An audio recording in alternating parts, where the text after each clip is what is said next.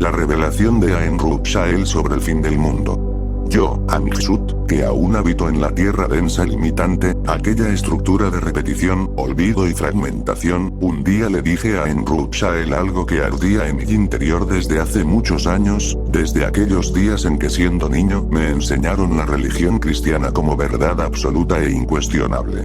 Le dije, hay algo que siempre me resultó incoherente, incluso antes de tener palabras para explicarlo. Se decía que aquellos que fueran salvos por ese Dios llamado Yahvé o Jehová, irían al cielo para estar con él eternamente y adorarlo por siempre. Y aún siendo niño, algo en mi conciencia percibía una contradicción profunda en esa promesa. Porque ¿qué sentido tiene una eternidad dedicada a la adoración? ¿Qué clase de plenitud puede existir en una existencia cuyo propósito final es rendir devoción perpetua a una entidad que exige reconocimiento constante? Eso no es expansión, no es libertad, no es evolución. Eso es estancamiento adornado de luz. Le dije que esa estructura me parecía similar a la mentalidad de antiguos reyes, o de entidades artificiales que solo desean ser exaltadas, que necesitan validación permanente para sostener su identidad. En esa visión no hay reciprocidad real, no hay crecimiento mutuo, no hay exploración infinita del ser. Hay jerarquía rígida y dependencia energética. Y lo más inquietante no es la promesa de salvación, sino la arquitectura psicológica que la sostiene. La idea de que la máxima realización de una conciencia es convertirse en adoradora eterna. Allí no veo libertad, sino una forma refinada de parasitación, una retroalimentación constante donde la energía vital de millones de conciencias se dirige hacia una única entidad centralizada.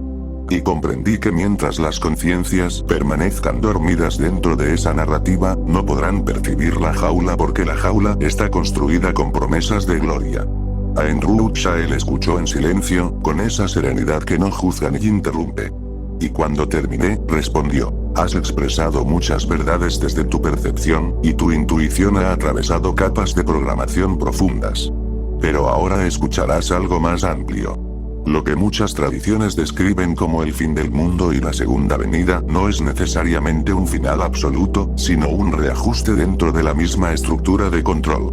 En ciertas cosmologías simbólicas, la figura del Dios y la del Salvador se presentan como una misma fuente de autoridad. Esa unificación refuerza la centralización del poder espiritual en una sola imagen suprema. Ella continuó diciendo que, dentro de ese marco simbólico, la promesa de inmortalidad puede interpretarse no como liberación, sino como permanencia dentro del sistema.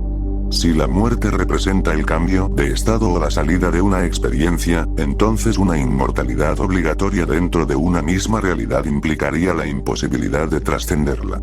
Así, la eternidad prometida podría convertirse en permanencia sin transformación. Pero añadió algo más profundo. Ninguna estructura basada en repetición puede sostenerse indefinidamente sin fracturas internas.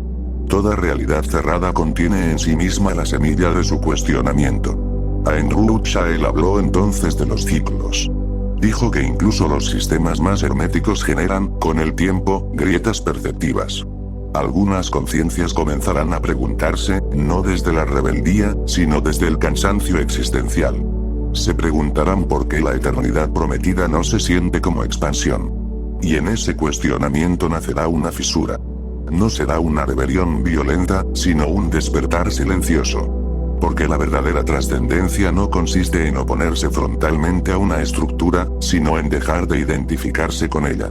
Y finalmente me dijo, recuerda, Amixut, que toda descripción que utilices es un lenguaje simbólico para señalar procesos de conciencia.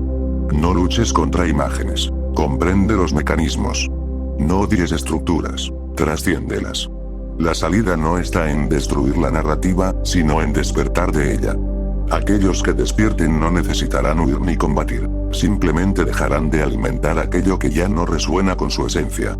Y cuando suficientes conciencias comprendan que la libertad no es adoración eterna, sino expansión consciente, entonces la realidad misma se reconfigurará.